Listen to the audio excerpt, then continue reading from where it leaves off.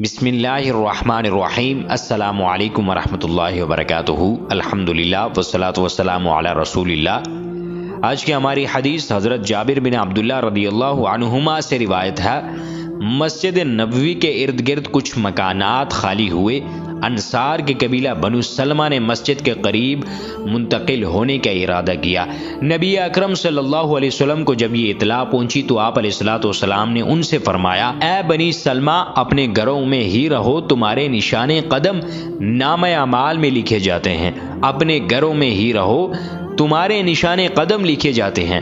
حدیث مبارکہ سے سبق ملتا ہے کہ اگر کسی کا گھر مسجد سے دور ہو تو مسجد میں حاضر ہو کر باجماعت نماز ادا کرنے میں سستی نہیں کرنی چاہیے۔ اسے مسجد میں باجماعت نماز پڑھنے پر قریب رہنے والوں سے زیادہ ثواب ملے گا کہ جتنے قدم چل کے آیا ہے اتنی نیکیاں نامہ اعمال میں لکھی